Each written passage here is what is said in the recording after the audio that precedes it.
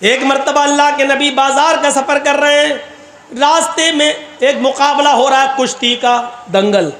हम लोगों के यहाँ पर भी होते हैं ना दंगल, कुश्ती लड़ी जाती है, दंगल हो रहा है। दंगल का बड़ा शौक था उस ज़माने में, देखने लगे दंगल।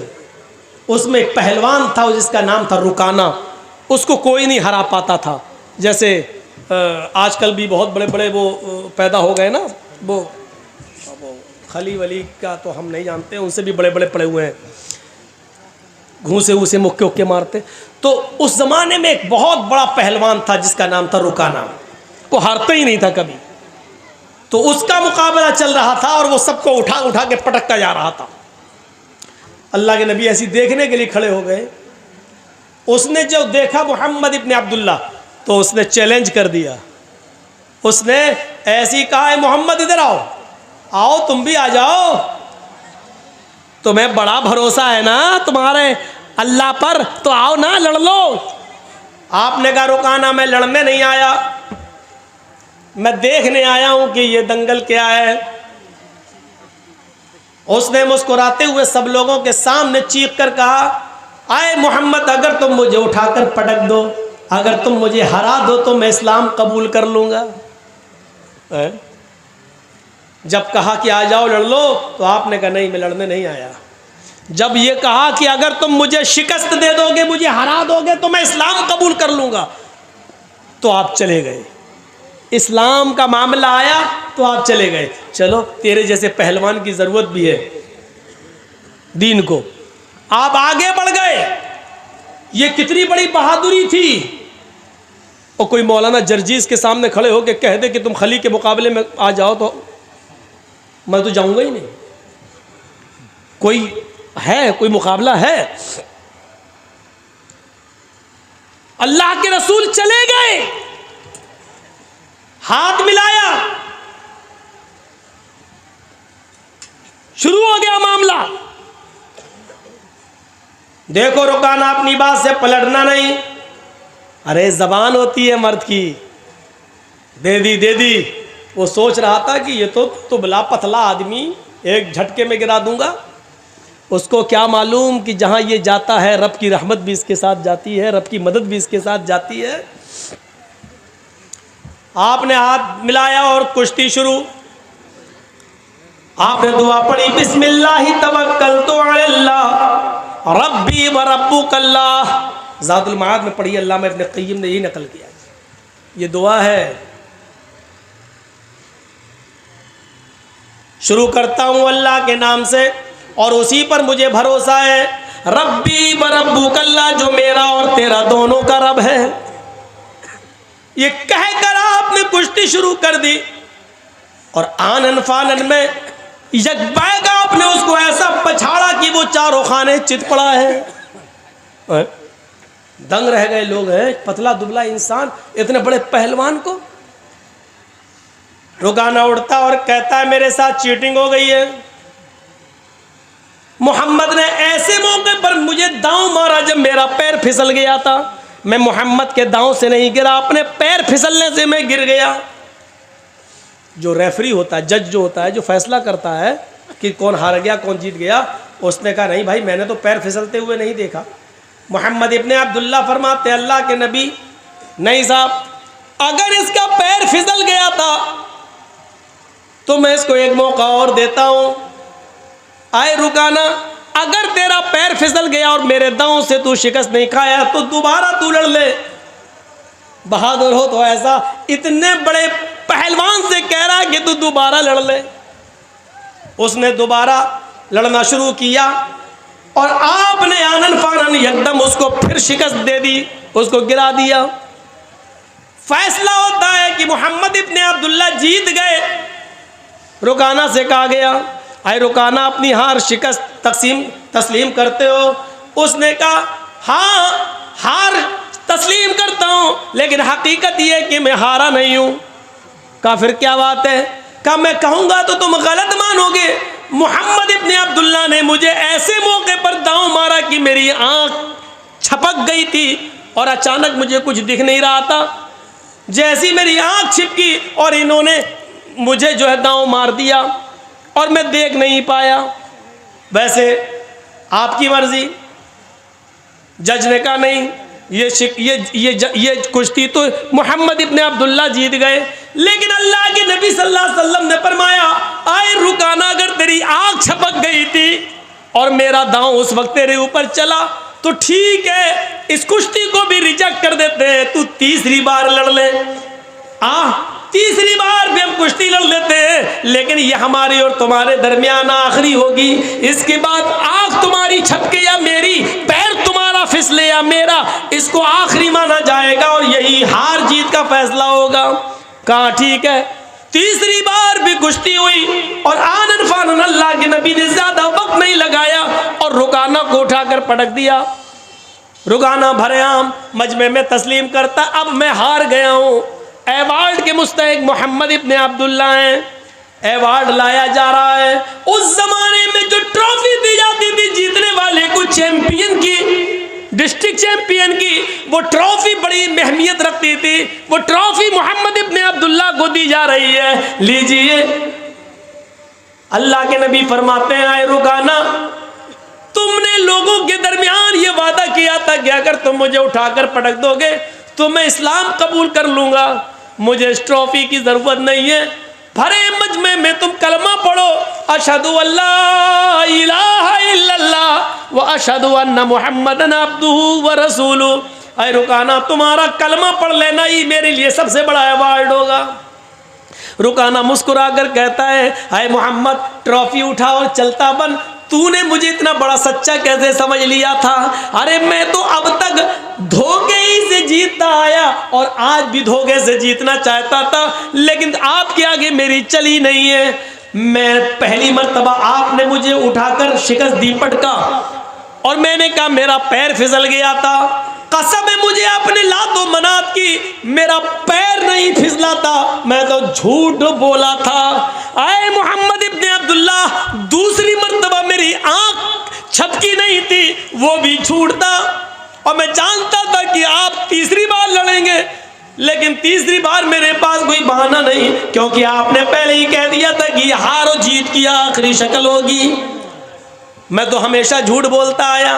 आए मोहम्मद, ट्रॉफी ले और चल, आज मेरी चैंपियन का अवार्ड तूने ले लिया है, ले जाओ, अगली साल फिर देखेंगे। फिर ट्रॉफी मोहम्मद इब्ने अब्दुल्ला को दी गई।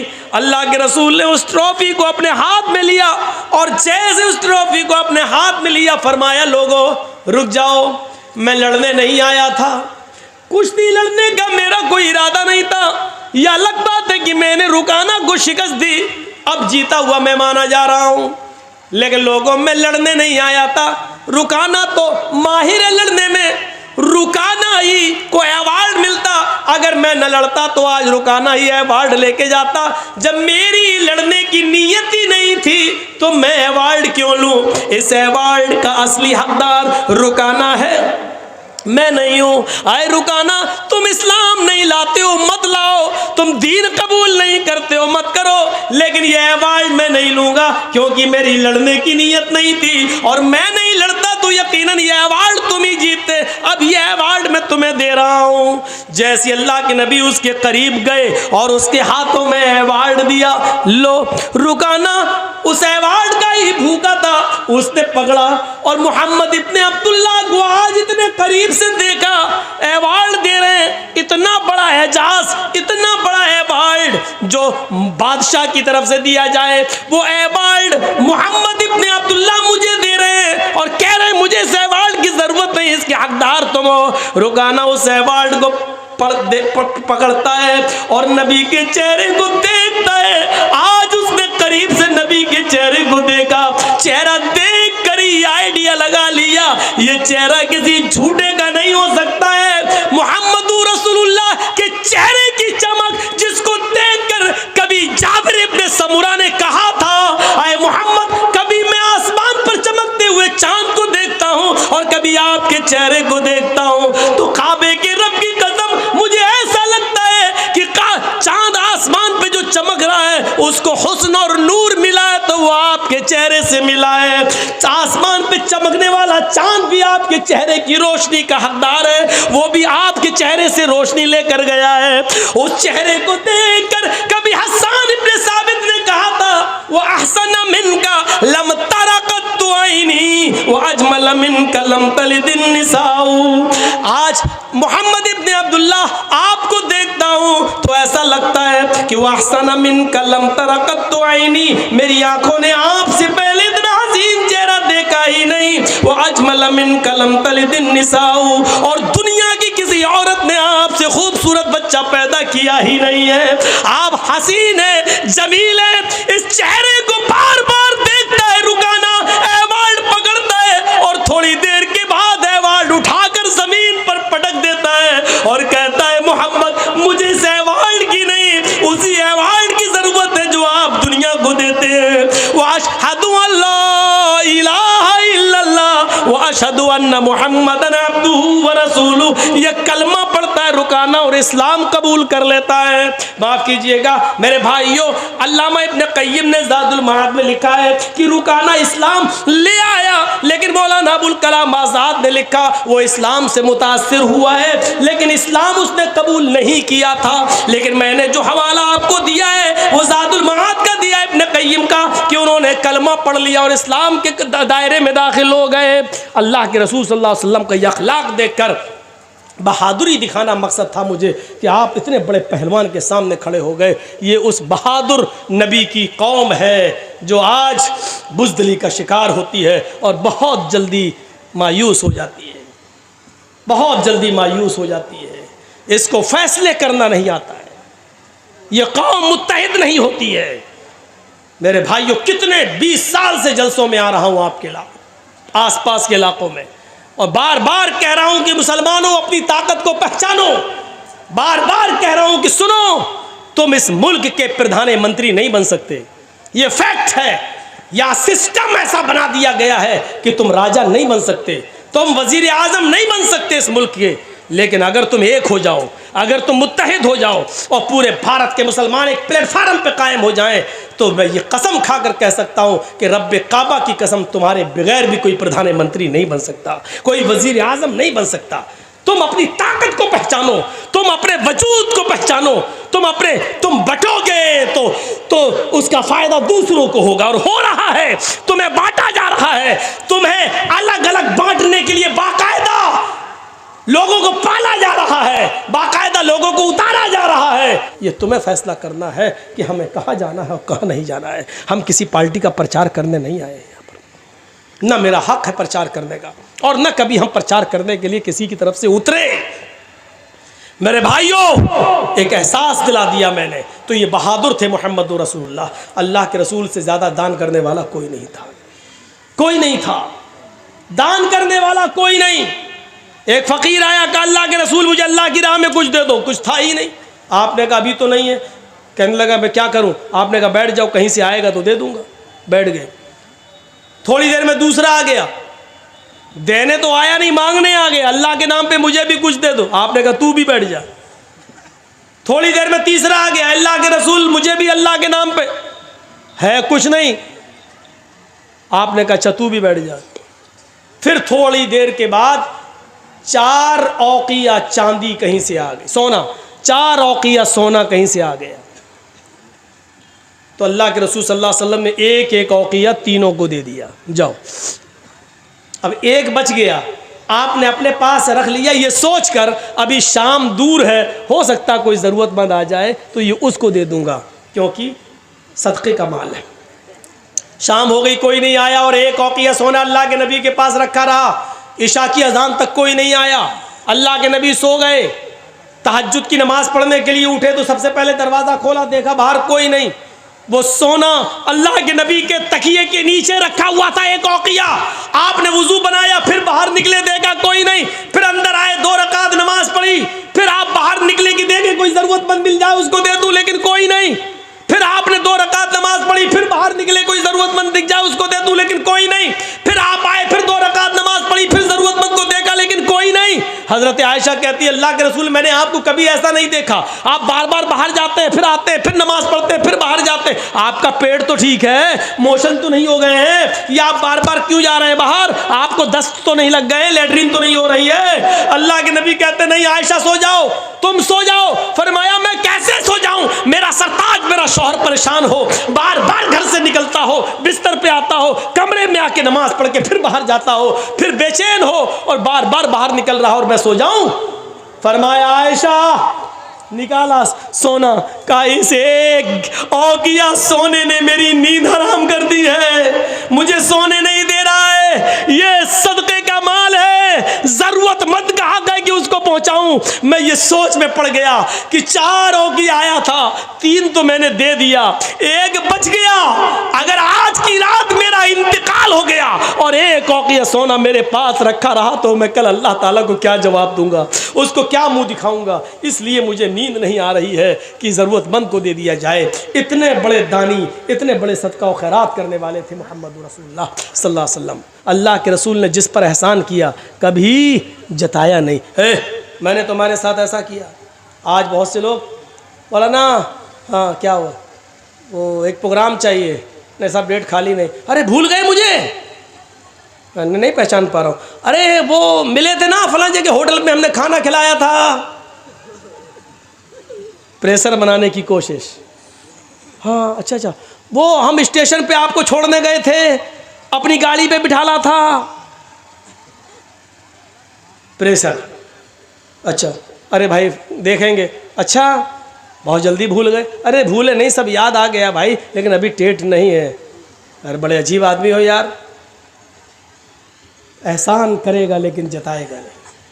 अल्लाह के रसूल सल्लल्लाहु अलैहि वसल्लम ने कभी एहसान करके जताया नहीं।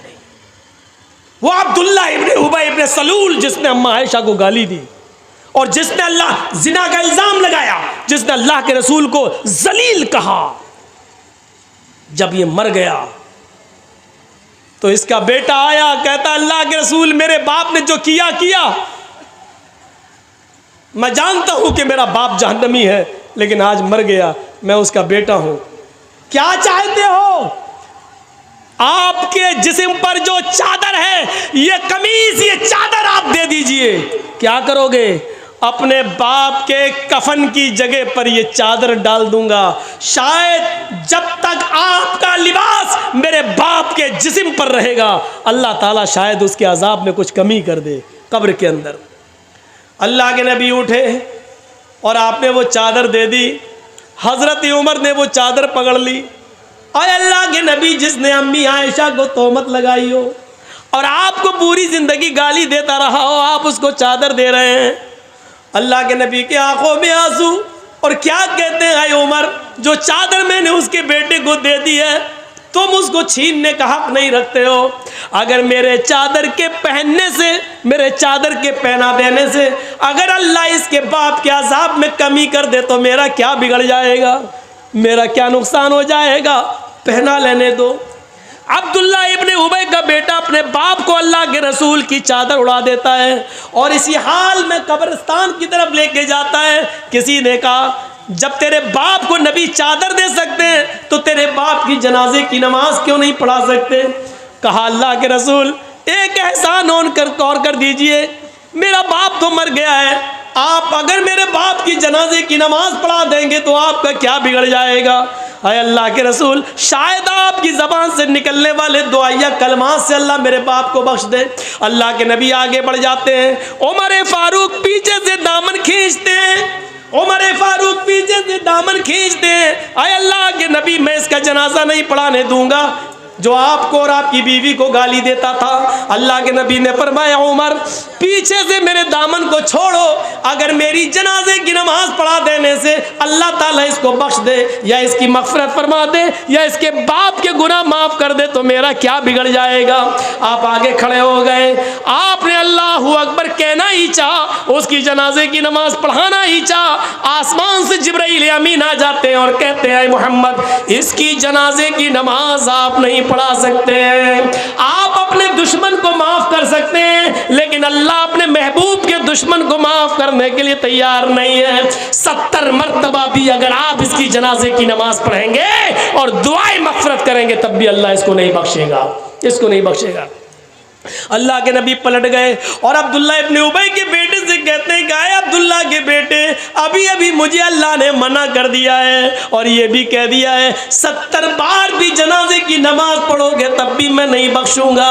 अगर मुझे मालूम हो जाए 70 के बाद पढ़ने पर अल्लाह बख्श देगा तो मैं 75 बार भी पढ़ा देता, 80 बार भी पढ़ा देता, लेकिन अल्लाह के कहने का मतलब ये है कि मैं उसको बख्शने वाला नहीं हूँ, चाहे आप पूरी जिंदगी उसके लिए दुआ करें। अब मेरा जनाजे की नमाज पढ़ाना बेकार है क्योंकि अल्लाह ही ने मुझे मना कर दिया है। ये एहसान आपने किया, खड़े तक हो गए, लेकिन जिंदगी भर कभी आपने जताया नहीं। अपने दुश्मन के साथ भी आपका ये सलूक था, आपका ये बर्ताव था। अल्लाह के रसूल गरीब थे? नहीं। जो कहता है अल्लाह के नबी गरीब थे वो कभी कभी ज़्यादा ही गुलू कर जाता है। अच्छा, आप कितने जानवरों की कुर्बानी कर लेंगे? मुश्किल से 1 बकरा, 2 बकरा, बहुत हुआ 3, या बड़े जानवर में आप हिस्सा डाल लेते हैं। 3-4 जानवरों से बड़ा अमीर आदमी भी 2-3-4 जानवरों से ज़्यादा कुर्बानी नहीं कर पाता है। लेकिन अल्लाह के रसूल सल्लल्लाहु अलैहि वसल्लम ने 100 ऊँटों की कुर्बानी की। और अरब के अंदर एक ऊँट बड़ा महंगा माना जाता है जिसको सुर्ख ऊँट कहा जाता है। सुर्ख ऊँटों की कुर्बानी की 100। जब अल्लाह के नबी ज़िबा करने के लिए तैयार हो गए, नहर करने के लिए, तो 63 ऊँटों को अल्लाह के रसूल ने अपने हाथ से नहर किया। और उसके बाद में आपने खंजर नेज़ा दे दिया हज़रत अली को, बकिया ऊँट है तो मेरे, लेकिन आप नहर करिए। तो बकिया जो 37 ऊँट बचे थे वो हज़रत अली ने 100 सुर्ख ऊँटों की कुर्बानी की थी अल्लाह के रसूल ने। 100 ऊँटों की कुर्बानी करने वाला गरीब होगा, लेकिन 100 ऊँटों की कुर्बानी करने के बाद वो गोश्त आपका पता नहीं चला, सब गरीबों और मिस्कीनों में बट गया। दूसरे दिन भी अल्लाह के नबी सल्लल्लाहु अलैहि वसल्लम के पास उसमें से कुछ नहीं रह गया। इसको कहते हैं जिसके पास सब कुछ हो लेकिन उसने अपने ऊपर खर्च ना किया हो, लोगों पर लुटा दिया हो, गरीबों और मिस्किनों पर लुटा दिया हो। खदीजा अरब की बड़ी रईस औरत थी। अल्लाह के रसूल से जब निकाह हुआ तो खदीजा की सारी दौलत के मालिक अल्लाह के नबी बन गए।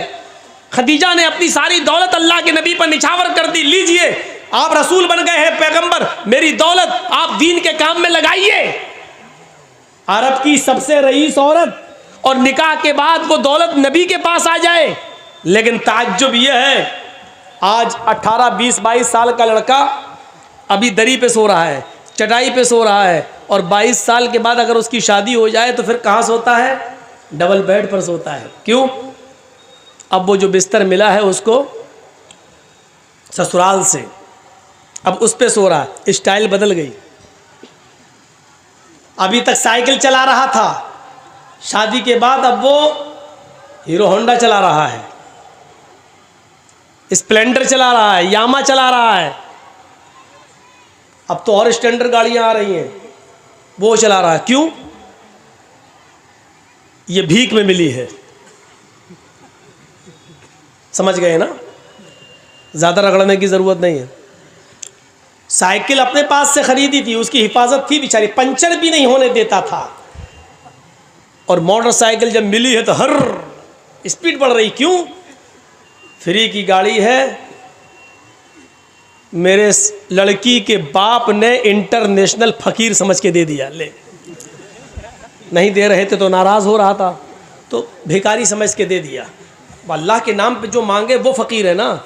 इसने तो अपने बेटे के नाम पे मांगा, मेरा बेटा 5 लाख की दुकान पे बैठता है, तू 50,000 की गाड़ी नहीं दे सकता। तो अब आप सोचो, जो बेटे के नाम पे मांगे वो बड़ा फ़कीर है या जो अल्लाह के नाम पे मांगे वो बड़ा फ़कीर है? फैसला खुद ही कर लो।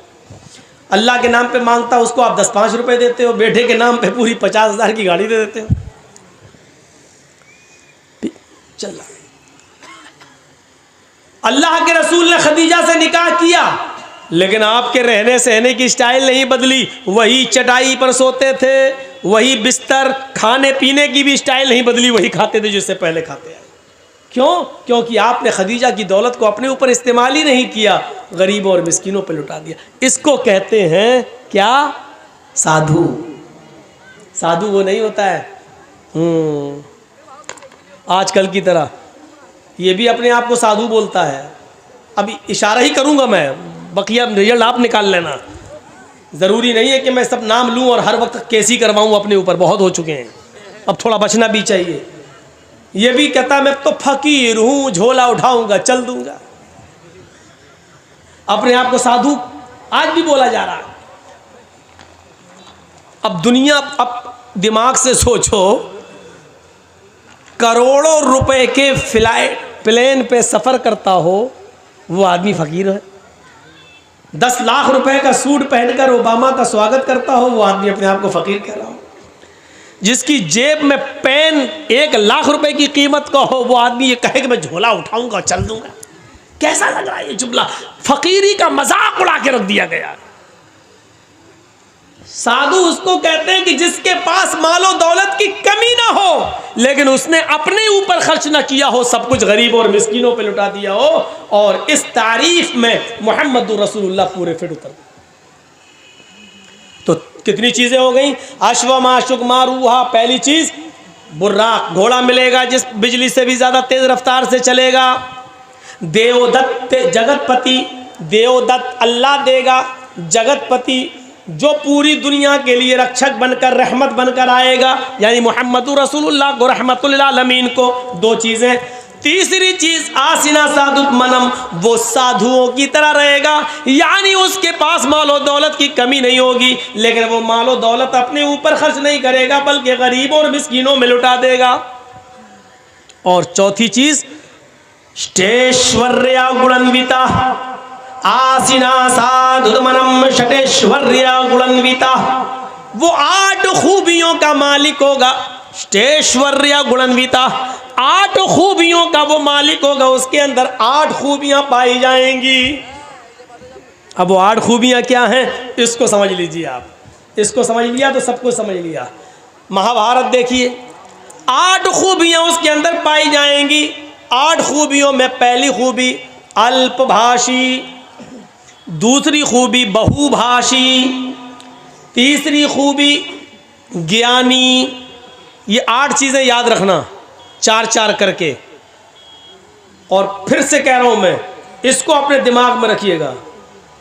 मैं किसी को भी खड़ा करके पूछ सकता हूँ ये 8 चीज़ें क्या हैं, मेरा कोई भरोसा नहीं, मैं किसी को भी खड़ा करके पूछ सकता हूँ। गौर से सुनिएगा। अल्पभाषी, ये तो नाम ही ऐसे मौलाना, 8 क्या 2 ही याद नहीं रहेंगी। सुनिए, अल्पभाषी, दूसरी चीज बहुभाषिता, बहुभाषी, तीसरी चीज ज्ञानी, महाभारत में लिखा है।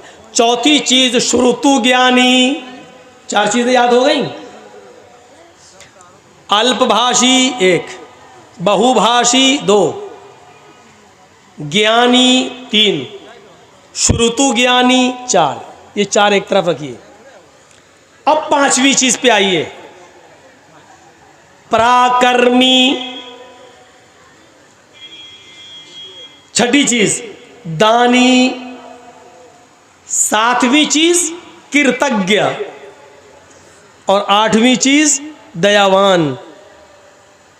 यूपी के चीफ मिनिस्टर योगी को भी मालूम नहीं होंगी, राम भक्त हैं, लेकिन महाभारत की 8 चीज़ें उनको मालूम नहीं होंगी। और उनको क्या, इनको भी मालूम नहीं होंगी, फ़कीर साहब को। राम के नाम पे बस ज़िंदगी काटेंगे, लेकिन किताबों से कोई वास्ता नहीं। और अगर किताबें पढ़ लें अपनी, सच कहता हूँ, जो हिंदू धर्म को सच्चे दिल से अगर पढ़ ले तो वो ऐसा हो नहीं सकता जैसे ये आज है, मैं दावे के साथ कह सकता हूँ। अब सुनिए एक एक का मतलब। पहली चीज क्या बताई थी मैंने? अल्पभाषी। 8 खूबियां उसके अंदर होंगी। पहली खूबी अल्पभाषी, कम बोलने वाला, बहुत कम बोलेंगे। कम बोलने वाला आज कोई दिखता ही नहीं है। और एक बेचारा था वो बिल्कुल ही कम, वो बोलता ही नहीं था, इनसे पहले वाला मनमोहन सिंह। वो बेचारे बोलते ही नहीं थे, हंसते रहते थे। और ये बेचारे चुप नहीं रहते हैं, ये बोलते ही रहते हैं। इनको खुद नहीं मालूम हम बोल क्या रहे हैं, झूठ है कि सच है। सऊदी अरब में गए थे हमारे हजरत, तो वहाँ के बादशाह से कहने लगे तोप देखकर कि ये कितना फेंकती है, मतलब इस तोप की रेंज कितनी है। तो वह सऊदिया के बादशाह ने कहा वल्लाही आपसे कम फेंकती है। हो गया जवाब, जो कहना था मैंने कह दिया। इन्होंने पूछा कि ये तोप की रेंज क्या है, कितना फेंकती है ये, तो उन्होंने कहा वल्लाह आपसे कम फेंकती है। तो समझ गए ना कि कोई इतना फेंके कि उसका नाम ही मशहूर हो जाए फेंकू, तो ये तो बड़े ताज्जुब की बात होगी कि लोग उसको फेंकू के नाम से जानने लगे। तो ये तो एक अचंभे की बात है, ताज्जुब की बात है। और मौलाना अबुल कलाम आज़ाद ने यही तो कहा था, किसी भी झूठ को सच करना हो तो इतना फेंको, इतना उसको इतना बोलो कि सुनने में वो सच लगने लगे, ऑटोमेटिक वो सच हो जाएगा, ऑटोमेटिक। यही हो रहा है आजकल, यही है। अल्पभाषी, कम बोलेंगे, ये नहीं कहा कि बिल्कुल नहीं बोलेंगे, कम बोलेंगे। अल्लाह के नबी इतना कम बोला करते थे, इतना कम बोला करते थे, इतना कम बोला करते थे। मुस्लिम शरीफ किताबुस सलाम के अल्फाज है कि यहूदियों का एक गिरोह नबी अकरम के घर पे आया, दरवाजे को दस्तक दी। अल्लाह के नबी ने दरवाजा खोला, यहूदियों के इस गिरोह ने नबी के घर में आने से पहले नबी को देखा तो कहने लगे अस्सलामु अलैकुम, अस्सलामु अलैकुम। अस्सलाम नहीं कहा, क्या कहा? अस्सलामु अलैकुम या रसूल अल्लाह, आए अल्लाह के नबी आप पर मौत हो। ये नहीं कहा अस्सलामु अलैकुम आप पर सलामती हो, बल्कि यहूदियों के इस गिरोह ने क्या कहा? अस्सलामु अलैकुम, और जल्दी में कहा अस्सलामु अलैकुम, ताकि पता ना चले, शक ना हो जाए। अस्सलामु अलैकुम या रसूल अल्लाह, अल्लाह के रसूल आप पर मौत हो, आप बर्बाद हो जाएं। तो अल्लाह के नबी सल्लल्लाहु अलैहि वसल्लम कुछ मशकूक हो गए हैं, इसने सलाम कहा कि साम कहा। अब वालेकुमुस्सलाम कैसे कह दूँ इनको, जो आदमी हमारे लिए मौत भेज रहा है और हम कहें सलामती हो तुम पर। तो पता नहीं ऐसा ना हो कि अगर मैं वालेकुमुस्सलाम कह दूँ तो ये बुरा मान जाए और ये कहने लगे कि हमने तो सलाम कहा और आप हमें मौत भेज रहे हैं। तो अल्लाह के रसूल ने बहुत मुख्तसर जवाब दिया, वालेकुम, न सलाम कहा न साम कहा। क्या कहा आपने? वालेकुम, जो तुमने मुझ पर भेजा हो तुम पर हो गया काम, बात ही खत्म हो गई। इतना कम बोलते थे अल्लाह के रसूल, और इसी तालीम का नतीजा था कि अल्लाह के रसूल ने यह फरमाया था कि अपने ऊपर इस जबान को रोको। अल्लाह की कसम, इस जबान की वजह से बहुत से लोग जहन्नम में चले जाते हैं और बहुत से लोग जन्नत के मुस्तहिक हो जाते हैं। और इसी जबान की वजह से अल्लाह के नबी ने फरमाया इन्नी उरीदु कुन्ना अक्सर अहलिन नार, आए औरतों की जमात, तसद्दक़ना या माशरन निसा, आए औरतों तुम ज्यादा से ज्यादा सदका करो, आए औरतों तुम ज्यादा से ज्यादा खैरात करो, क्योंकि मैंने तुम्हें जहन्नम के अंदर सबसे ज्यादा जलते हुए देखा। कुल्ला व बिमा या रसूल अल्लाह, सहाबियात सवाल कर रहे हैं अल्लाह के रसूल, हम जहन्नम में सबसे ज्यादा औरतें होंगी? हाँ, क्यों? वजह तो बता दीजिए ताकि वो चीज़ हम यहाँ से ख़त्म करें। तो अल्लाह के रसूल ने फरमाया तुकसिर लान व तकफुरन आशीर, तुम्हारी जहन्नम में जाने की दो वजह ज्यादा है। क्या? तुकसिर लान, तुम लान तान ज्यादा करती हो, बदतमीजी ज्यादा करती हो, जबान से उल्टे सीधे जुमले ज्यादा बोलती हो। दो चार औरतें जहां बैठी हों, आप क्या समझते हैं जलसे में सब खामोश बैठी होंगी? मुआयना करके देखिए, मेरी तकरीर समझ भी नहीं आ रही होगी, कहेंगी तो बंगला मौलवी थोड़ी, ये तो उर्दू वाला है। तेरी चप्पल कितने की? अच्छा ये कहाँ से लाई, कौन सी दुकान से लाई? ये सूट कितने का, ये साड़ी कितने की? आज तो उनकी ईद हो गई, जलसा होता तो ईद का दिन होता औरतों के लिए। चार औरतें कहीं बैठ जाएं वो चुप नहीं रह सकती, इतनी सारी कैसे चुप रहेंगी? मछलियां पक रही होंगी, अच्छा है कि दूर इंतज़ाम किया जो यहाँ तक आवाज़ नहीं आ रही, वरना बहुत सी जगह तो बिल्कुल करीब में कर देते हैं। कि जर्जी साहब भी डिस्टर्ब होते रहते हैं, इनकी सुने कि अपनी सुनाए। किसी बादशाह ने कहा था ना कि जो सबसे बड़ा झूठ बोलेगा उसको सबसे बड़ा इनाम देंगे। तो झूठों की कमी तो थी नहीं, एक आया झूठ बोला ना हक, कोई बड़ा नहीं। हमारे साहब अगर उस ज़माने में होते तो सबसे बड़ा अवार्ड इन्हीं को मिलता कि तुम वाकई तुम ही से अवार्ड के लायक हो। बड़े बड़े झूठे आए, फेल कर दिया बादशाह ने, नहीं तुम अवार्ड के मुस्तहक नहीं हो। एक और आया, लास्ट में कहने लगा मेरा भी झूठ सुन लो। का क्या? आज मैं रात में सोया, मैंने ख्वाब में देखा कि जहाँ तक मेरी नज़रें जा रही हैं औरतें ही औरतें बैठी हुई हैं। बादशाह कहता भक, ये कोई झूठ है? अरे ख्वाब में हो सकता है देखा हो, झूठ बताओ। उसने कहा पूरी बात तो सुनो मेरी। का क्या? मैंने ख्वाब में देखा कि जहां तक मेरी नजरें जा रही हैं सारी औरतें ही औरतें बैठी हुई हैं और सब खामोश हैं। बादशाह कहता क्या? का सब खामोश है? कहता हट, ये नहीं हो सकता। तो क्यों? का मेरा तजर्बा, दो औरतें एक साथ बैठ जाए तो खामोश नहीं रह सकती, तू कह रहा है इतनी औरतें सब खामोश, इससे बड़ा झूठ तो कोई हो ही नहीं सकता। तू सबसे बड़ा अवार्ड के हकदार है। उसको सबसे बड़ा अवार्ड दिया बादशाह ने। तो हमारी माँ बहनें ज़रा संभल के रहें, वरना ऐसी बातें हम बोलते ही रहेंगे और वो समझेंगे मेरी बेइज्जती हो रही है। तो मेरे भाइयों, लान तान अबू बकर सिद्दीक तो ज़बान खींचा करते थे ये, और कभी कभी मिसवाक कान से निकालते थे हज़रत अबू बकर और ऐसे मिसवाक से मारते थे। लोग पूछते ये क्या कर रहे हैं? कहा इसको कंट्रोल कर रहा हूं। अल्लाह के नबी ने फरमाया इस जबान की वजह से बहुत से लोग जन्नत में चले जाते हैं और बहुत से लोग जहन्नम में चले जाते हैं। इस जबान पर अगर हमने काबू पा लिया तो सब काबू पा लिया। खुद अल्लाह के नबी सल्लल्लाहु अलैहि वसल्लम ने फरमाया तुम दो चीज़ों की जमानत मुझे दे दो, मैं तुम्हें जन्नत की जमानत देता हूँ। कहा वो कौन सी चीज़ है? फरमाया अल फमु वल फर्ज, एक मुंह एक ज़बान की ज़मानत मुझे दे दो कि जो बोलोगे सही बोलोगे और गलत बात इसका इस्तेमाल नहीं करोगे, और दूसरी शर्मगाह यानी जिना नहीं करोगे, और शर्मगाह का जायज़ इस्तेमाल यानी शादी के बाद अपनी बीवी के साथ मिलोगे और किसी की तरफ नहीं देखोगे। तो ये दो चीज़ों की ज़मानत तुम मुझे दे दो, मैं तुम्हें जन्नत की ज़मानत देता हूँ। ये अल्लाह के नबी सल्लल्लाहु अलैहि वसल्लम ने फरमाया। गौर कर लिया? अल्पभाषी, कम बोलने वाले होंगे। कम बोलने की आदत डलवाने के लिए अल्लाह के रसूल ने रमज़ान के महीने में एतिकाफ रख दिया। आदत डालो, ज़बान पर कंट्रोल करो, एतिकाफ में बैठो।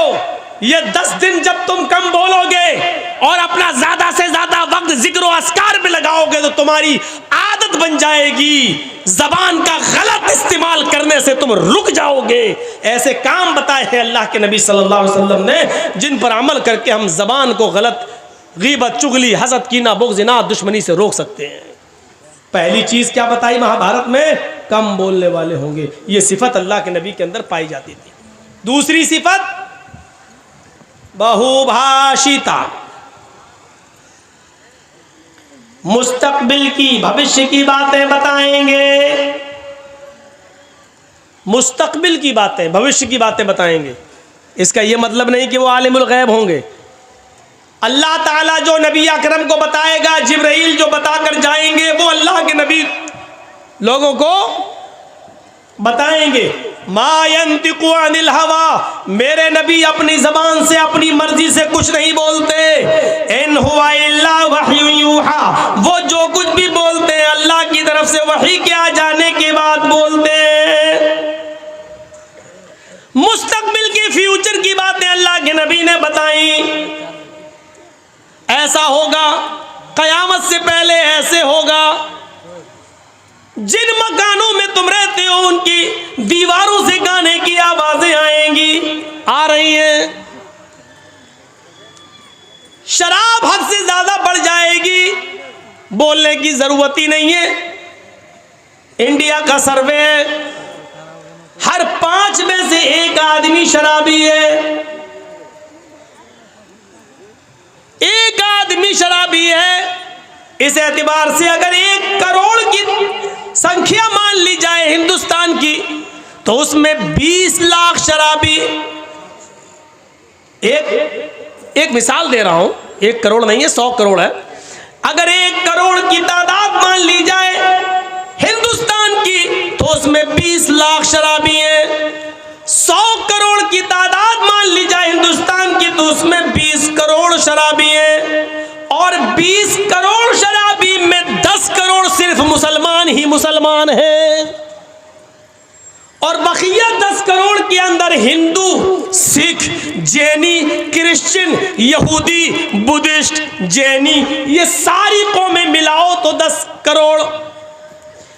आधे सिर्फ मुसलमान हैं और आधे में सारी कौमें शामिल हैं। ये इंडिया का सर्वे कह रहा है। जिस मजहब के गाइड ने, रहबर ने, रहनुमा ने, मोहम्मद रसूलुल्लाह सल्लल्लाहु अलैहि वसल्लम ने जिस शराब को जितना ज्यादा हराम करार दिया है, आज उसी कौम के उसी नबी के मानने वाले आज उसके दिलदादा बने बैठे हैं। आज उसको पानी की तरह, पेप्सी और थम्स अप की तरह पी रहे हैं और फख्र कर रहे हैं।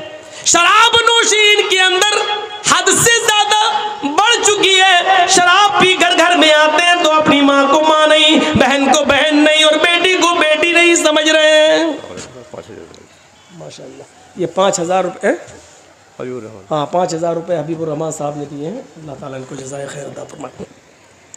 तो मेरे भाइयों सुनिए, ये अंदाजा लगा सकते हैं आप, आज ये शराब नोशी हमारे मुस्लिम मुआशरे के लिए वबाले जान बनी हुई है। बहुभाषिता, वो मुस्तकबिल की बातें बताएंगे।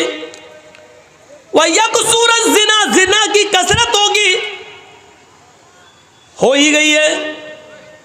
जिना के असबाब इतने पैदा हो चुके हैं कि जिसके ऊपर हम जितना भी मातम करें कम है। 10-10 और 12-12 साल की लड़कियां मोबाइल इस्तेमाल कर रही हैं। अब तो ऑनलाइन पढ़ाई के नाम पर बड़ी आसानी से उनके माँ बाप भी दे देते हैं। मोबाइल का इस्तेमाल वो इस 1 साल के लॉकडाउन में इतना सीख गई हैं, इतना सीख गई हैं कि उनको जो जियो की तरफ से और एयरटेल की तरफ से मिलने वाली 1 GB 1.5 GB उनको पूरे दिन इस्तेमाल करना है। फिर रात की तारीकी और अंधेरे में माँ बाप जब सो जाते हैं, तब आपकी बेटी पढ़ने के बहाने अलग रूम में जाती है और फिर वो क्या क्या देखा जा रहा है वो सब बताने की जरूरत नहीं है। आज सूरत हाल ये हो चुकी है कि महाराष्ट्र के नागपुर के अंदर बाकायदा ये मीटिंगें हो चुकी हैं कि किस तरीके से मुसलमानों की लड़कियों को अपने घर की बहू बनाया जाए। कॉलेजेस में, ऑफिसों में वैकेंसी के नाम पर कितनी जगह खाली है लेडीज की, और अल्पसंख्यक लोगों के लिए मुसलमान बेचारे भरमार लगाए हुए हैं। फला कॉलेज में हमारी बेटी का एडमिशन हो जाएगा, जगह खाली है, और अकलियत के लिए जगह खाली है।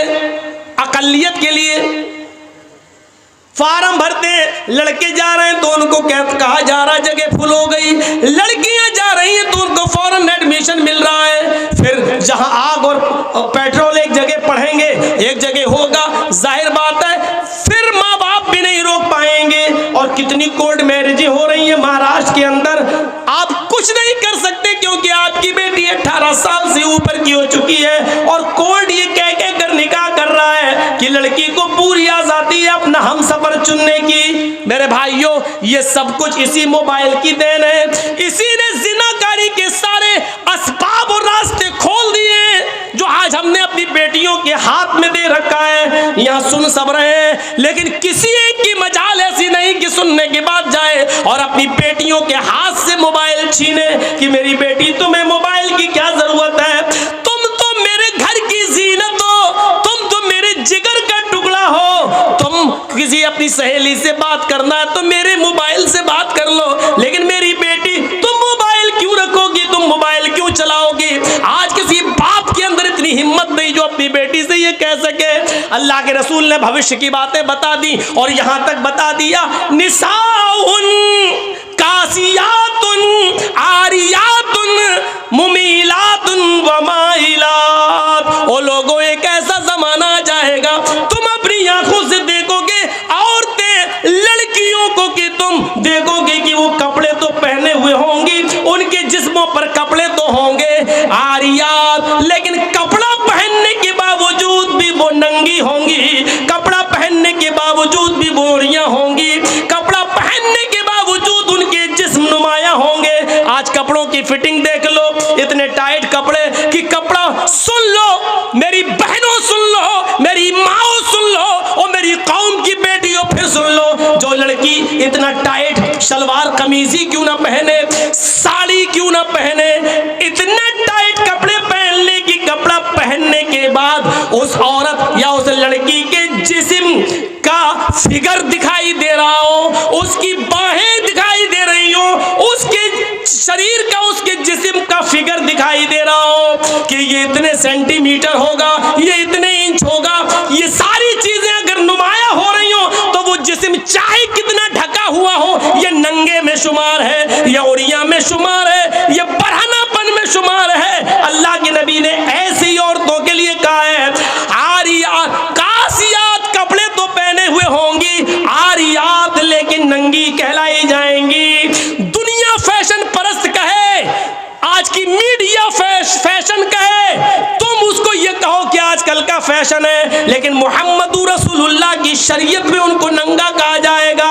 वो आरियात है, वो बरहना है, वो नंगी है। मुमीलातुन व माइलात, लड़कों से बातें करती हो, लड़कों की तरफ माइल होती हो, और लड़के भी अब उनकी तरफ झुकते हो, यानी हंस हंस कर बातें करती हो, गुफ्तगू करती हो, इतना मेकअप करके निकलती हो कि उनको देखकर लड़के फरेफ्ता हो जाएं और ये भी उनके ऊपर माइल हो जाएं। जब तुम ये देख लो अपने जमाने में और ऐसा माहौल देख लो, तो ऐसी औरतों को देखकर सोच लेना, ला यदखुलनल जन्ना वला यजिदना रिहा, ऐसी औरतें जन्नत के अंदर दाखिल न होंगी, जन्नत तो दूर, जन्नत की खुशबू भी नहीं मिलेगी, जन्नत की खुशबू से भी महरूम हो जाएंगी। हमारे और आपके ऊपर है अपनी बेटियों को कैसे पहनाना है, कैसे कपड़े पहनाना है, क्या पढ़ाना है, कहाँ जाना है। यहाँ अच्छी बात है, अल्लाह का शुक्र है, सुना है लड़कियों का मदरसा चल रहा है, तालीम निस्वा बहुत ज़रूरी है औरतों की, लेकिन याद रखिएगा मेरे भाइयों, मदरसे के लोग मदरसे तक जिम्मेदार हैं। मदरसे के बाद जब आपकी बेटी आपके घर आएगी तो आप जिम्मेदार हैं, आपको देखना पड़ेगा। ऑनलाइन पढ़ाई माहौल है, दीजिए, लेकिन आप वहां बैठिए, आपके पास टाइम नहीं है। आप अपनी बीवी को वहां बिठाइए कि मेरी बच्ची के पास बैठे, भाई को बिठाइए कि वो आपके पास बैठे। 1 घंटा 2 घंटा कमरे में बंद होकर वो पढ़ रही है ऑनलाइन, और 2 घंटे के बाद फिर पढ़ाई खत्म, फिर हाँ थोड़ा सा काम कर रही हूँ। अब क्या काम कर रही, मैं ये नहीं कह रहा हूँ बदगुमानी करिए, लेकिन ये दरवाजे हैं, दरवाजे, चोर दरवाजे, चोर। सर्दियों के दिन का तो लड़कियां दुआ मांगती हैं, अल्लाह सर क्यों, अच्छा मौका होता है, लिहाफ अंदर डाल डाल के व्हाट्सएप चलाती हूँ, कौन देख रहा है, सर्दी है, हमारी बेटी सो रही है और पता चला कि अंदर मोबाइल चल रहा, व्हाट्सएप चल रहा है, गुफ्तगू चल रही है। इन चीज़ों ने दरवाजे खोले। आपको मालूम है हजरत मरियम की किफालत कर रहे थे हजरत जकरिया, और जब मरियम के पास मेहराब के अंदर, मस्जिद के अंदर बेमौसम फल आ गए। बेमौसम फल का मतलब समझ रहे, सेब का मौसम नहीं सेब देखा, केले का मौसम नहीं केला देखा, किसने, हजरत जकरिया ने। सूरह मरियम पढ़िए मेरे भाइयों, जैसे ही हजरत जकरिया ने मरियम के पास बेमौसम फल देखे, ये वही मरियम है जो इतनी पाक दामन है कि जिनको उनके किसी शौहर ने, किसी मर्द ने नहीं छुआ। अल्लाह ने इसी मरियम से ईसा को पैदा किया। ये वो मरियम है जिनकी पाक दामनी का ऐलान अर्श वाले ने, अल्लाह ने किया है। ये मरियम है जिनकी पाक दामनी का ऐलान अल्लाह ने किया, लेकिन इनके पास मस्जिद के अंदर जब बेमौसम फल देके, जकरिया ने, इनकी सरपरस्त ने जब बेमौसम फल देके, तो हजरत जकरिया को गुस्सा आया। उन फलों को देखकर मरियम की तरफ देखा, अन्ना लके हाजा, आए मरियम ये क्या है, ये फल तेरे पास कहां से आ गया। तरबूज का मौसम नहीं तरबूज देख रहा हूं, खरबूजे का मौसम नहीं खरबूजा देख रहा हूं, आम का मौसम नहीं आम देख रहा हूं, ये बेमौसम फल तेरे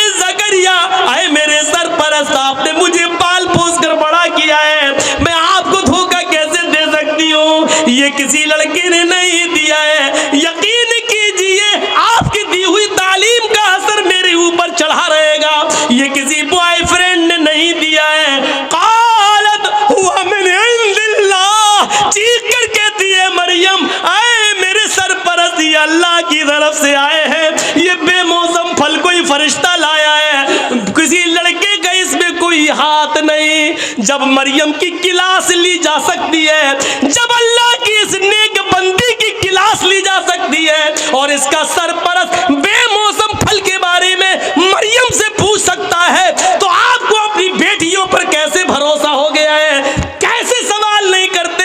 ये मोबाइल तेरे पास कहां से आया है? तू घर से गई थी, तेरे हाथ में रुमाल नहीं था, अब ये रुमाल तेरे पास कहां से आया है? तू घर से एक किताब लेके निकली थी, अब ये 3 किताबें और कॉपी लेकर आई, ये कहां से आई है?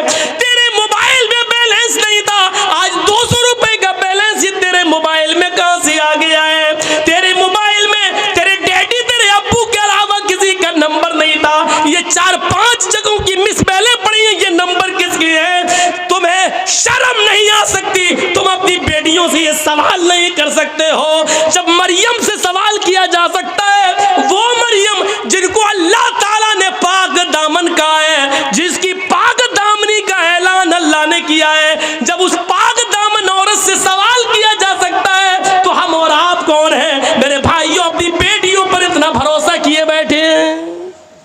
करना पड़ेगा हिसाब, लेना पड़ेगा हमें अपनी बेटियों का हिसाब, और नहीं लेते हो तो तैयार रहो, पिलानेंगे हो चुकी हैं हमारी बच्चियां, दूसरों की बहुएं बनेंगी और गैर मुस्लिम बच्चे पैदा करेंगी। अब उनके पेट से पैदा होने वाले बच्चों के नाम लक्ष्मण, रामचंद्र, हनुमान, यही सब रखे जाएंगे। इंतजार करो आप उस वक्त का। बात तो सही है मौलाना, लेकिन इतनी देर तक के लिए सही है, बस इतनी देर तक के लिए, जितनी देर के लिए हम यहाँ बैठे हुए हैं, उतनी देर के लिए यहाँ से जाएंगे, हंसते हुए जाएंगे, लड़ते हुए जाएंगे, अपनी साइकिल और गाड़ियाँ निकालते हुए यहाँ से हट हट, पहले हम निकल रहे, हट जी, वही पुरानी रविश पे हम आ जाएंगे।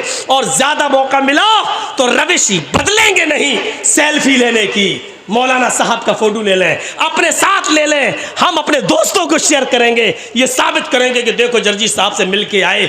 इन चीज़ों ने आज दीन का शौक निकाल दिया है, जलसों को रस्म रवाज का मालिक बना दिया है। जलसों में दीनदारी आए तो कहाँ से आए, जलसों से इबरतें मिले तो कहाँ से मिले, जब जलसों में रस्म रवाज आम हो जाए। मेरे भाइयों, सेल्फी लेने के चक्कर में, फोटो लेने के चक्कर में आदमी एक दूसरे के साथ लड़ मरे, इतनी इजाज़त नहीं है शरीयत के अंदर। ये वीडियो बन रहा है, एक हद है, चलिए ये चैनल पे डाल दिया जाएगा।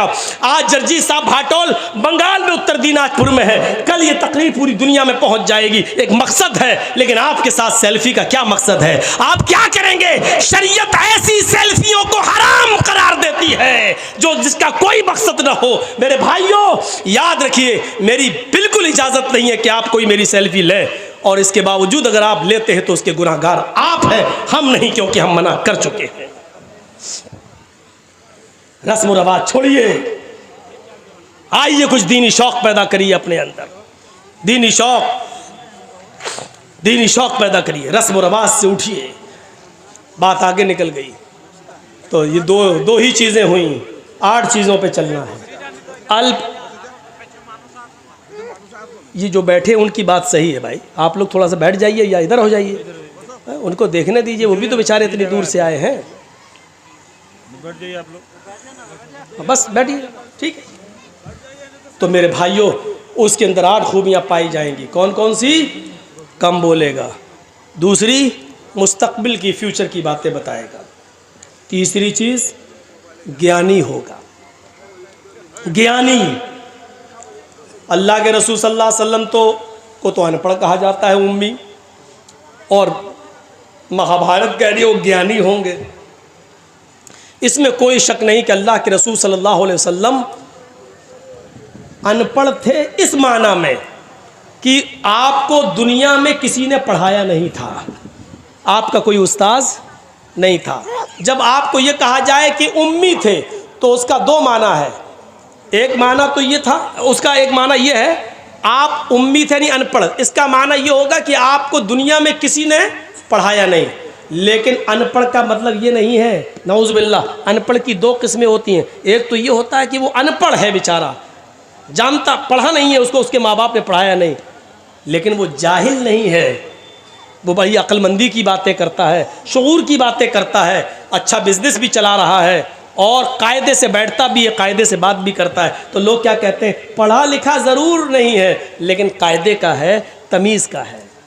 और एक अनपढ़ वो होता है जिसको उसके माँ बाप ने पढ़ाया नहीं और साथ में उसको माहौल भी गलत मिला, खड़े होकर पेशाब करता हुआ जा रहा है नाली में। एक दो बच्चे, हम बताएंगे नहीं कहाँ के, ऊपर छत पे खड़े होकर देखता कोई आदमी गुजर रहा, वहीं से उन्होंने चड्डी उतारी, पेशाब कर दिए, उसके सर पे गिर रहा।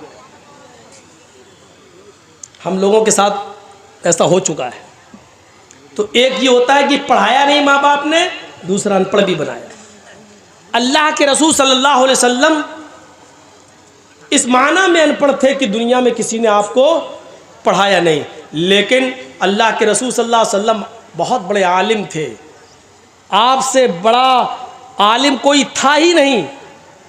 जब ये कहा जाए कि आलिम थे तो फिर पढ़ाने वाला कौन, तो उसका माना ये होगा कि अल्लाह के रसूल सल्लल्लाहु अलैहि वसल्लम को अल्लाह ने पढ़ाया, और जिसको अल्लाह ने पढ़ाया हो उससे बड़ा कोई आलिम हो सकता है? नहीं। अनपढ़ थे, दुनिया में किसी ने नहीं पढ़ाया, लेकिन आपसे बड़ा कोई आलिम नहीं था।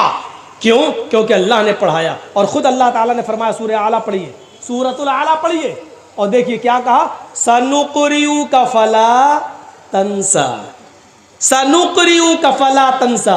आए मोहम्मद सल्लल्लाहु अलैहि वसल्लम, हम आपको ऐसा पढ़ाएंगे कि आप भूलेंगे नहीं। क्या कहा अल्लाह ने? हम आपको ऐसा पढ़ाएंगे कि आप भूलेंगे नहीं। तो अल्लाह ने क्या कहा? हम पढ़ाएंगे। तो किसने पढ़ाया नबी को? अल्लाह ने। और इंसान को जब पढ़ाता है तो उसका पढ़ाया हुआ सबक इंसान को याद भी रहता है और भूल भी जाता है। मसलन हमें हमारे उस्ताद ने 20 साल पहले क्या पढ़ाया, आज आधा याद है, आधा याद नहीं है। हम आपको क्या पढ़ा रहे हैं अभी, और 1 घंटा, 1.5 घंटा, 2 घंटा बोलने के बाद आपसे पूछें हमने क्या पढ़ाया आपको, तो आपको बहुत सी बातें याद होंगी और बहुत सी भूल जाएंगे। बहुत सी आप बातें भूल चुके होंगे, क्योंकि इंसान को जब पढ़ाता है तो एक पढ़ाने वाला भी भूल जाता है, और जिसको पढ़ाया गया है वो भी बहुत सी बातें भूल जाता है। लेकिन जब अल्लाह किसी बंदे को पढ़ाता है तो अल्लाह तो भूल ही नहीं सकता, और अल्लाह का पढ़ाया हुआ बंदा भी उस सबक को कभी भुला नहीं सकता।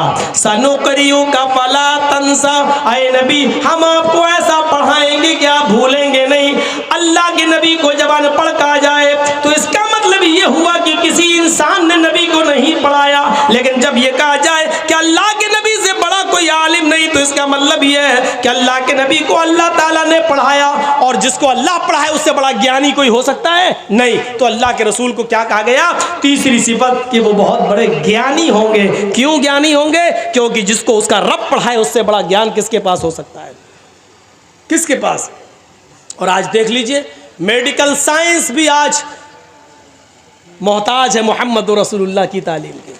ये 1400 साल पहले बताया था ना, मिसवाक करो, आज मेडिकल साइंस बतला रही है कोलगेट करने के नुकसान क्या है, और नीम की या पीपल की मिसवाक करने के फ़ायदे क्या हैं, आज मेडिकल साइंस बतला रही है। ये टिश्यू पेपर होते हैं ना, जो आप उसमें चले जाइए फ़्लाइट के अंदर, प्लेन के अंदर, तो ये बहुत से रखे हुए मिलेंगे, और उनके टॉयलेट में चले जाइए तो यही सब मिलेंगे आपको। उठाइए और लैट्रिन करने के बाद पोंछ के वहीं फेंक दीजिए। ज़माना कल तक हंस रहा था। अल्लाह के रसूल सल्लल्लाहु अलैहि वसल्लम ने कहा था कि जब तुम इस्तंजा करने जाओ तो मिट्टी के 3 ढेले इस्तेमाल कर लो, 3 से कम ढेले इस्तेमाल नहीं होना चाहिए। मिट्टी के ढेलों पर हंसते थे लोग, क्या मोहम्मद साहब ने मिट्टी के ढेले अरे पानी नहीं था, मिट्टी के ढेले बता रहे हैं। आज उसी मेडिकल साइंस ने यह बता दिया कि मिट्टी के ढेले जरासीम को, कीड़ों को, गंदे कीड़ों को और ख़तरनाक कीड़ों को मारने में ज़्यादा सलाहियत रखते हैं, और गंदगी को जज़्ब करने की ज़्यादा सलाहियत रखते हैं। आप देख लीजिए, बहुत से बर्तनों को जब आप साफ़ करें, सर्फ से साफ़ करने के बाद, रिन साबुन से साफ़ करने के बाद भी चिकनाहट बाकी रह जाती है, तो फिर उसको मिट्टी लाकर साफ़ किया जाता है और मिट्टी से उस चिकनाहट को दूर किया जाता है, क्योंकि मिट्टी के अंदर जरासीम को मारने की ज़्यादा सलाहियत मौजूद है। आज की मेडिकल साइंस ने इसको बता दिया। मोहम्मद रसूलुल्लाह सल्लल्लाहु अलैहि वसल्लम से बढ़कर कोई ज्ञानी होगा? मेडिकल साइंस बता रही है। नाक में पानी डालो, वुज़ू बनाते वक्त चढ़ाओ, जब रोज़े से हो तो ज़्यादा मत खींचो, हलक में चला जाएगा, और जब रोज़े से ना हो तो खींचो। आज मेडिकल साइंस बताती, बाबा रामदेव पूछो क्या, हाँ जुकाम जिसको हो गया हो, यहाँ से पानी डालो, यहाँ से निकालो, यहाँ से डालो, यहाँ से निकालो। आज बता रहे 1400 साल पहले मोहम्मद रसूलुल्लाह सल्लल्लाहु अलैहि वसल्लम ने बता दिया। और बाबा रामदेव तो वो बताता है कि जिसकी नाक में निकलती और निकल जाए, ओम विलोम करो, ऐसे करो, पहले ही पकड़ो, खींचो अंदर, अब ये पकड़ लो और फिर बाहर निकालो, जिसकी ना निकलती हो बाहर आ जाए। अल्लाह के रसूल ने मुस्तकिल इलाज बताया, ज्ञानी थे। तीसरी चीज़ हो गई, वो ज्ञानी होंगे। और चौथी चीज़, शुरुतु ज्ञानी होंगे। अल्लाह के नबी ये बातें अपनी तरफ से नहीं कहेंगे, शुरुतु ज्ञानी, शुरुतु मानी सुनना, ज्ञान मानी इल्म, सुनकर इल्म, यानी अल्लाह ताला जिब्राइल को बताएगा और जिब्राइल से सुनकर मोहम्मद रसूलुल्लाह सल्लल्लाहु अलैहि वसल्लम को मालूम होगा। वही मा यंतिकु अनिल हवा इन हुवा इल्ला वह्युन यूहा, अपनी तरफ से कुछ नहीं बोलते, जो कुछ भी बोलते हैं अल्लाह की तरफ से वही आ जाने के बाद बोलते हैं। सुनकर ज्ञान होगा, अपनी तरफ से कुछ नहीं बोलेंगे। 4 चीजें हो गई, अब इन चारों को एक तरफ रख दो। 5वीं चीज पर आइए, बड़ी जबरदस्त है। पराक्रमी, वो बहुत बड़े बहादुर होंगे। बहादुर नबी की बहादुर उम्मत आज कहाँ है? आपने भी आंदोलन किया था ना सीए और एनआरसी पर, लेकिन देख लो क्या हुआ। एक इनको देख लो जो किसान लोग कर रहे हैं, दोनों आंदोलन। हाँ, फ़र्क इतना है कि जितना हंगामा अभी हुआ है, इतना हंगामा अगर आप लोगों ने किया होता तो गोलियां चल गई होती। और हुआ, फिरोज़ाबाद में कितनी गोलियां चली, शाहीन बाग में कितनी गोलियां चली, दिल्ली के अंदर क्या क्या हुआ, पूरा फसाद, वो सब प्लानिंग, मंसूबे सब। लेकिन आज बड़ा फूक फूक के कदम रखा जा रहा है, ऐसा ना हो ये हालात। इम्तियाज़ तो बढ़ता गया था आपके साथ, हमारे साथ इम्तियाज़ बढ़ता जाता है, क्योंकि हम लोग मीम मुसलमान से जुड़े हुए हैं, इसलिए हमारे साथ ये सुलूक तो होना ही है और होता है। लेकिन देखिए मेरे भाइयों और गौर करो, बहादुर नबी कौन होंगे? बहादुर अल्लाह के नबी सल्लल्लाहु अलैहि वसल्लम इतने बहादुर कि जब अकेले थे और लोग अबू तालिब के पास आए, कहने लगे अबू तालिब पानी हद से आगे चढ़ गया है, आपका भतीजा हमारे माबूदों को बहुत बुरा भला कहता है, अब आप अपने भतीजे को मेरे हवाले कीजिए, हम उसको मारेंगे, हम उसको कत्ल करेंगे। आपकी बात समझ में नहीं आ रही उसकी, हम लोग समझा रहे हैं फिर भी नहीं मान रहा है। मोहम्मद कहो सल्लल्लाहु अलैहि वसल्लम, आपकी भी बात नहीं मान रहा, हमारी भी बात नहीं मान रहा है। अब जहां मिलेगा हम उसको मारेंगे, नहीं तो एक मौका और दे रहा हूं, उसको समझा लो। अबू तालिब ने अपने भतीजे मोहम्मद इब्न अब्दुल्ला को बुलाया और कहा कि बेटे, तुम्हारे बाप नहीं है, मैंने तुम्हें बेटे की तरह पाला है, अपने चचा पर इतना बोझ न डालो कि वो उठा न सके। आए मेरे भतीजे, तेरी पेशानी से, तेरे सर से अगर खून का एक कतरा गिरेगा तो तेरा चचा अबू तालिब इस दुनिया से रुखसत हो जाएगा। आए मेरे भतीजे, आज ये काफिर लोग फिर आए थे और मुझसे कह रहे थे कि आखिरी मर्तबा समझा लो, और अगर नहीं मानता तो आप हट जाओ, जहां मिलेगा हम उसको मारेंगे। अरे मेरे भतीजे, मान जाओ, मेरे ऊपर इतना बोझ न डालो कि मैं उसको बर्दाश्त न कर सकूं, छोड़ दो इनको इनके हाल पर। आपके साथ उस वक्त कोई नहीं था अबू बकर के अलावा और आपकी बीवी खदीजा के अलावा। जरा तसव्वुर कीजिए कि उस वक्त अबू तालिब ने क्या जो ये जुमला जब कहा तो अल्लाह के नबी की ज़बान से जो जुमला निकला उसको सुनो, जो आपकी बहादुरी पर दलालत करता है। आए चचा जान, आज के बाद मैं आपके ऊपर बोझ नहीं बनूंगा, आप अपने आप को मुझसे अलग करना चाहते हैं तो कर लीजिए, लेकिन आप ये चाहते हैं कि मैं उस दावत को देना छोड़ दूं जो अल्लाह ने मेरे ऊपर फर्ज की है, जिसको पहुंचाना मुझ पर मेरी जिम्मेदारी है।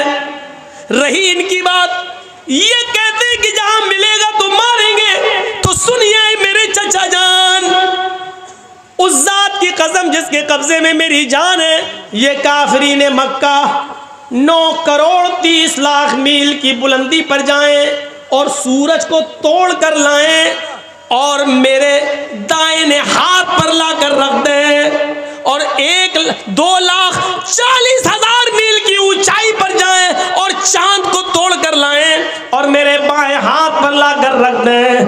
कसम है उस जात की जिसके कब्जे में मेरी जान है, ये काफिरों के लिए सूरज का उखाड़ लाना और चांद का तोड़ लाना आसान है, ये ऐसा कर सकते हैं, लेकिन मेरे लिए ये आसान नहीं है कि मैं दीन की दावत छोड़ दूं। मैं इसके बावजूद दावत देता रहूंगा। आगे आपकी मर्जी, आप मेरी मदद करें या न करें, अल्लाह हमारा हामी व नासिर है। ये कहकर अल्लाह के नबी सल्लल्लाहु अलैहि वसल्लम रो दिए और आपकी आंखों में आंसू आ गए। जब अबू तालिब ने ये जुमले सुने, अपने भतीजे की हिम्मत सुनी और ये जुमले सुने और अपने भतीजे मोहम्मद रसूलुल्लाह की आंखों में आंसू देके तो फौरन सीने से लगाया और फरमाया कि मेरे बेटे, वो बेटा ही कहते थे, अरे मेरे बेटे जाओ, तुम अल्लाह के दीन की तरफ बुलाते हो, तौहीद की दावत देते हो, देते रहो, जब तक तुम्हारा चचा अबू तालिब जिंदा है देखता हूँ किसकी माँ ने किसको कितना दूध पिलाया है जो तेरी तरफ नजर उठाकर भी देख सके। मैं हत्तल वुसअत इस्तिताअत के मुताबिक तेरी मदद करता रहूंगा। आए मेरे भतीजे जा, मैं तेरी आंख में आंसू नहीं देख सकता, आए मेरे बेटे तुम जाओ और दावत तौहीद दो। आपके ये जुमले, ये सूरज ले आए, चांद तोड़ लाएं, दाएं बाएं हाथ पर रख दें, फिर भी मैं नहीं मानूंगा। आपकी बहादुरी की तरफ इशारा करता है। ये बहादुरी थी, पराक्रमी, वो बड़ा बहादुर होगा।